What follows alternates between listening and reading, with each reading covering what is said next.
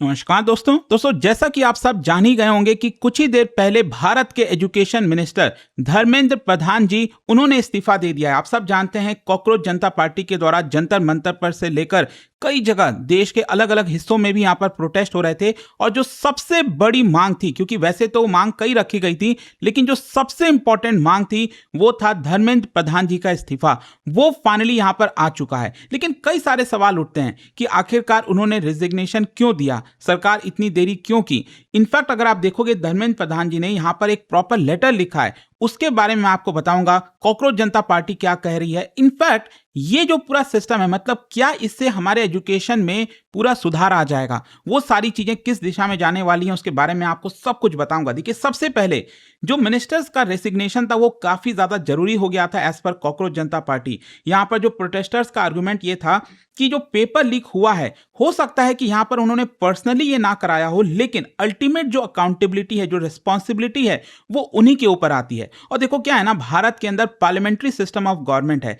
अगर मान लो मिनिस्ट्री में कोई सक्सेस मिलता है तो उस मिनिस्टर को काफी ज्यादा प्रोत्साहन दिया जाता है, उसको बधाई दी जाती है। एडमिनिस्ट्रेटिव फेलियर हो, इंस्टीट्यूशनल लैप्सेस हो, पॉलिसी इंप्लीमेंटेशन हो, अल्टीमेटली जो लास्ट जिम्मेदारी होनी चाहिए वो उस मिनिस्टर के ऊपर होनी चाहिए। इवन व्हेन ऑफिशियल्स और एजेंसीज डायरेक्टली कमिट एरर्स, तो यहाँ पर जो मिनिस्टर है एज अ मॉरल रिस्पॉन्सिबिलिटी उनको रिजाइन देना पड़ता है। कई बार ये देखने को मिलता है। इनफैक्ट कई बार वो जवाब देते हैं, कई बार सॉरी भी बोलते हैं। इनफैक्ट अगर आप देखोगे जो नीट का री एग्जाम कराया जा रहा था, जब लीक हुआ था पेपर, तब भी धर्मेंद्र प्रधान जी ने माफी मांगी थी कि मैं माफी चाहता हूं, इसको हम प्रॉपर तरीके से कराएंगे, लेकिन उन्होंने रिजाइन नहीं किया था। तो अल्टीमेटली यहां पर बात आ गई थी कि उनको रिजाइन करना चाहिए, और इसको हम कहते हैं इंडिविजुअल मिनिस्टीरियल रिस्पॉन्सिबिलिटी। ऑल्दो आप देखोगे तो सरकार की तरफ से इनिशियल रिस्पॉन्स यही था कि हमने इन्वेस्टिगेशन कर दिया है, फिर से जो एग्जाम कंडक्ट करना था वो भी करा दिया है, सीबीआई इंक्वायरी कर रही है, जो भी फर्दर स्टेप्स लेने हैं इसको और मजबूत करने के लिए वो हम कर रहे हैं।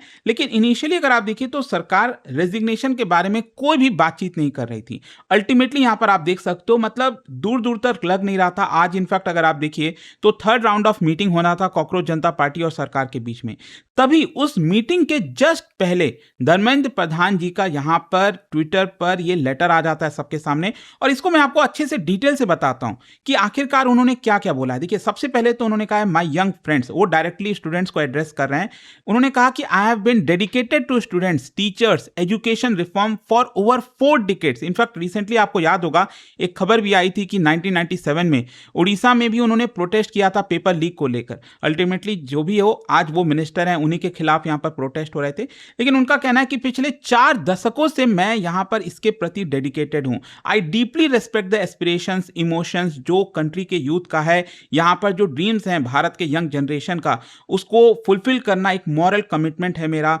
एक पॉलिटिकल और सोशल जो हम जीवन जीते हैं उसमें हम इसी के प्रति जो है काम कर रहे होते हैं। I express my gratitude to the honourable prime minister. उन्होंने कहा कि मुझे काम करने का मौका दिया, देश की सेवा करने का मौका दिया, मैं उनके लिए धन्यवाद देता हूं। हाउएवर, जो इरेगुलरिटीज पाई गई थी नीट एग्जाम में, जो कि 3 मई को हुआ था, जब पहली बार एग्जाम हुआ था 3 मई को, तो वहां पर मैंने खुद ही यहां पर संज्ञान लिया। गवर्नमेंट ऑफ इंडिया ने प्रॉपर इन्वेस्टिगेशन जारी किया सीबीआई के थ्रू, यहां पर री एग्जाम का डेट है वो भी अनाउंस किया, और साथ ही साथ ये भी बोला गया अगले साल से, क्योंकि अभी तक क्या था, पेन एंड पेपर के थ्रू एग्जाम हो रहा था, अब अगले साल से ये पूरा सिस्टम चेंज हो जाएगा। यहां पर धर्मेंद्र प्रधान जी ने अपने लेटर में बताया कि कैसे हमने इसको पूरे सिस्टम को ओवरऑल किया है कि अगले साल से ये कंप्यूटर बेस्ड टेस्ट जो मोड है उस हिसाब से एग्जाम होगा, ताकि लीकेज की संभावना एकदम खत्म हो जाए। एंड ड्यूरिंग दिस पीरियड यहां पर जो प्राइमरी हमारी प्रायोरिटी थी कि 20 लाख बच्चों का जो एग्जाम है वो वापस से कंडक्ट कराया जाए, यहां पर पूरी सरकार इसके पीछे जो है जुड़ गई थी।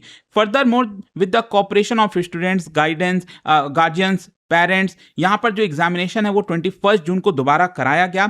एंड फ्रॉम डे 1 मैंने यहां पर रिस्पॉन्सिबिलिटी ली थी, मैं पीछे नहीं भागा था। इट वाज माय रिजॉल्व कि यहां पर हमारा जो फ्यूचर जनरेशन है वो खराब नहीं होना चाहिए और प्रॉपर तरीके से एग्जाम होना चाहिए। एंड फाइनली इसका जो रिजल्ट है वो 16 जुलाई को आ गया। बहुत सारे जो मेरिटोरियस स्टूडेंट्स हैं फ्रॉम अंडर प्रिविलेज बैकग्राउंड, उन्होंने भी यहां पर सक्सेस अचीव किया है। लेकिन साथ ही साथ उन्होंने, आप देखिए लेटर में क्या लिखा है, हाउएवर ड्यूरिंग दिस टाइम बहुत सारे जो रिस्पॉन्सिबल पोजीशन पर लोग थे, स्पेसिफिकली कहीं ना कहीं वो ऑपोजिशन पार्टीज की तरफ इशारा कर रहे थे कि यहाँ पर जानबूझकर बच्चों को मिसलेड करने की कोशिश की गई। यहाँ पर मुझे काफी ज्यादा दुख हुआ इस चीज को लेकर, किस तरह से बच्चों को जो है मिसलेड किया जा रहा है। Looking at the developments over the last 10 days, देखिए उन्होंने कहा है पिछले 10 दिन में जो भी डेवलपमेंट हुआ जंतर मंतर से प्रोटेस्ट लेकर जहां पर भी, मैं काफी दुखी था। This is not a matter of personal Prestige for me, ऐसा नहीं है कि मेरा पर्सनल प्रेस्टीज का मामला आ गया था।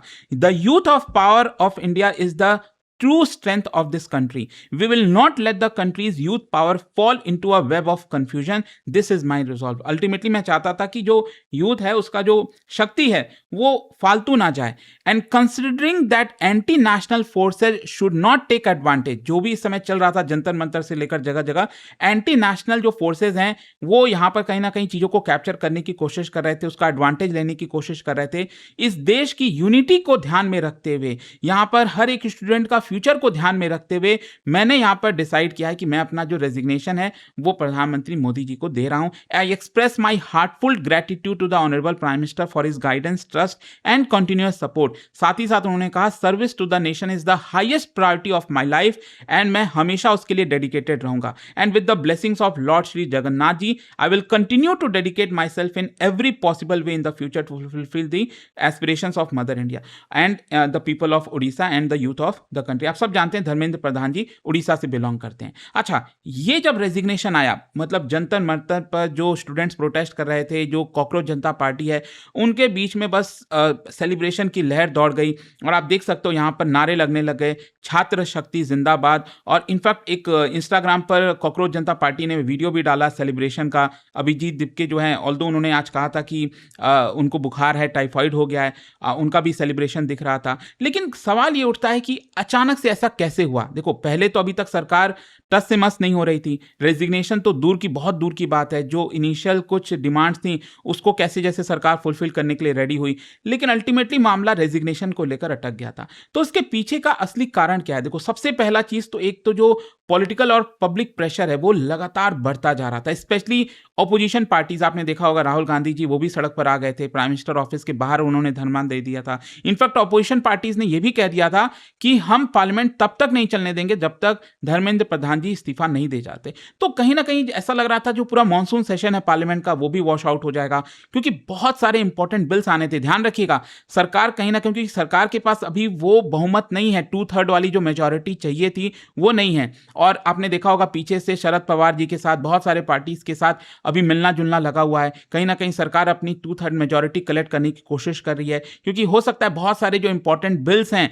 वो अभी पार्लियामेंट में आने हैं। तो वो सारे एक कहते हैं ना, एक लार्जर कॉज को देखते हुए, एक बड़े कॉज को देखते हुए हो सकता है सरकार ने फाइनली डिसाइड किया होगा कि लेट पार्लियामेंट रन, अभी हम धर्मेंद्र प्रधान जी का जो है इस्तीफा दे देते हैं। फिर दूसरा जो एक सबसे बड़ा कारण था यूथ का पावर, जो स्टूडेंट्स यूनियन है वो नेशन वाइड जिस तरह से प्रोटेस्ट कर रहे थे लगातार ये बढ़ता जा रहा था। इनफैक्ट आप देख सकते हो आज ही यहां पर कॉकरोच जनता पार्टी ने यह आह्वान किया कि कल संडे को एक कैंडल मार्च जो है वो निकाला जाएगा शाम 6 बजे पूरे देश में, अलग अलग डिस्ट्रिक्ट में जहां पर भी हैं आप कैंडल मार्च निकालिए। तो ये सारी चीजें लगातार हो रही थी, तो प्रेशर इतना ज्यादा बढ़ गया था। कहीं ना कहीं आप कह सकते हैं इसका एक मेजर कारण है जहां पर सरकार ने सोचा कि चलो धर्मेंद्र प्रधान जी का जो इस्तीफा है वो हो जाना चाहिए। लेकिन देखो, लास्ट में जाने से पहले एक सवाल उठता है कि क्या इस्तीफे से कुछ बदलने वाला है? क्या हमारे देश में जो एजुकेशन सिस्टम है, जो एग्जाम का जो लीकेज हो जाती है, प्रॉपर पेपर नहीं हो पाते, क्या वो सब सुधार हो जाएगा? एक चीज मैं आपको बताता हूं, रिसेंटली इसके बारे में काफी बात हो रही थी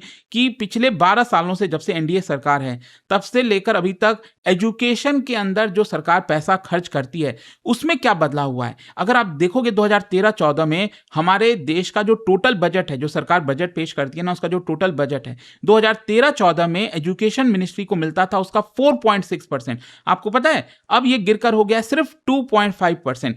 ऑल्दो आप कह सकते हैं कि एब्सोल्यूट स्पेंडिंग बढ़ा है। जैसे मैं आपको बताता हूं 2014 में एजुकेशन बजट 70,000 करोड़ का था, अभी 2026 में ये 1.3 करोड़ हो गया है। तो ऐसे देखने में तो लगता है ये तो डबल हो गया ऑलमोस्ट। तो प्रॉब्लम क्या है? प्रॉब्लम है शेयर इन टोटल बजट। जैसे 2014 में जो टोटल बजट था वो सिर्फ 17 लाख करोड़ का था और एजुकेशन का बजट 70,000 करोड़ मैंने आपको बताया, तो इसका शेयर 4.6% था। अभी क्या हमारा जो टोटल बजट हो गया है देश का, जो सरकार निकालती है सेंट्रल गवर्नमेंट, वो 50 लाख करोड़ का है और इसमें एजुकेशन का बजट सिर्फ 1.3 लाख करोड़ है, विच कम्स अराउंड 2.5% शेयर। तो ये चीज आपको समझना। अब आपके मन में सवाल आएगा फिर पैसा गया कहां? देखो यहां पर आप एग्जैक्टली देखोगे कि सरकार फिर किधर ज्यादा शेयर खर्चा कर रही है। तो एक बड़ा कारण है रोड ट्रांसपोर्ट एंड हाईवेज।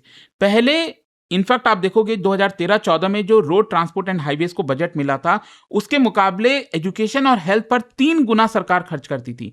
अब यहां पर रोड ट्रांसपोर्ट एंड हाईवेज का जो शेयर है वो 5.8% चला गया है और हेल्थ एंड एजुकेशन का सिर्फ 4.5% है। तो कहने का मतलब यह है कि सरकार, जो एनडीए सरकार है, पिछले 12 सालों में उन्होंने फिजिकल इंफ्रास्ट्रक्चर, जो कैपिटल इंफ्रास्ट्रक्चर होता है ना, हाईवेज, एक्सप्रेसवे, उसको ज्यादा प्रायोरिटाइज किया rather than human capital development. अब देखो कोई भी देश महाशक्ति, जब हम बात करते हैं 2047 में भारत डेवलप कंट्री बनेगा, उसमें फिजिकल इंफ्रास्ट्रक्चर तो चाहिए ही चाहिए, लेकिन यहां पर भी ध्यान इंपॉर्टेंट हो जाता है। जो ह्यूमन कैपिटल है, स्कूल्स, यूनिवर्सिटीज, अगर आप इसको नजरअंदाज करोगे तो कहीं ना कहीं प्रॉब्लम काफी बड़ी होती जाएगी। इनफैक्ट यहां पर सवाल ये उठता है कि एजुकेशन पर हमें कितना खर्चा करना चाहिए। अगर आप देखोगे जो रिकमेंडेशन है Kothari commission, national policy of education 1968, 1986, 2020 का भी जो नेशनल एजुकेशन पॉलिसी है, हर बार बोला गया है कि हमारे देश के जीडीपी का 6% एजुकेशन पर खर्च होना चाहिए, जो हम नहीं कर पा रहे हैं। और कहीं ना कहीं केंद्र सरकार और राज्य सरकार दोनों को साथ मिलकर यह करना पड़ेगा, तभी हो सकता है। और जहां तक एग्जामिनेशन रिफॉर्म्स की बात है, पेपर लीक की बात है, इसमें बहुत सारे रिफॉर्म्स की जरूरत पड़ेगी। जैसे technical reform, end to end encryption होना चाहिए, और अब तो एआई का जमाना आ गया है, एआई बेस्ड मॉनिटरिंग कर सकते हैं, ब्लॉकचेन बैक डॉक्यूमेंट ट्रेल, बहुत सारी चीजें, कंप्यूटर बेस्ड टेस्टिंग जो सरकार ने ऑलरेडी अनाउंस कर दिया है। इसके अलावा एडमिनिस्ट्रेटिव रिफॉर्म्स काफी जरूरी है। इंडिपेंडेंट ऑडिट होना चाहिए एग्जामिनेशन एजेंसीज का, जो नेशनल टेस्टिंग एजेंसी है, स्टैंडर्ड ऑपरेटिंग प्रोसीजर, इस तरह की चीजें। लीगल रिफॉर्म्स भी चाहिए, strong anti paper leak legislation. Although सरकार का कहना है कि हाँ, हम ये लाने वाले हैं, पार्लियामेंट में वापस एक नया बिल आएगा जहां पर जो एक्शंस हैं पेपर लीक के खिलाफ वो और ज्यादा स्ट्रॉन्ग किए जाएंगे। फिर स्टूडेंट सेंट्रिक मेजर्स, ये भी काफी इंपॉर्टेंट हो जाता है, काउंसलिंग प्रोवाइड करना, ग्रीवियंस रिड्रेसल, ये सारी चीजें। अगर आप कंपेयर करो दुनिया भर से, साउथ कोरिया में हाईली सिक्योर लॉजिस्टिक्स है, स्ट्रिक्ट कॉन्फिडेंशियलिटी प्रोटोकॉल्स होते हैं एग्जाम्स को लेकर। जापान में भी यहाँ पर जो प्रिंटिंग है, डिस्ट्रीब्यूशन है, काफी कंट्रोल रहता है। सिंगापुर में भी यहाँ पर रिग्रेस एडमिनिस्ट्रेटिव ओवरसाइट रहता है। चाइना में भी सर्वेलेंस होता है प्रॉपर तरीके से। तो देखना होगा कि अब सरकार क्या पेपर लीक को कुछ करती है। और देखो एक चीज ध्यान रखिएगा,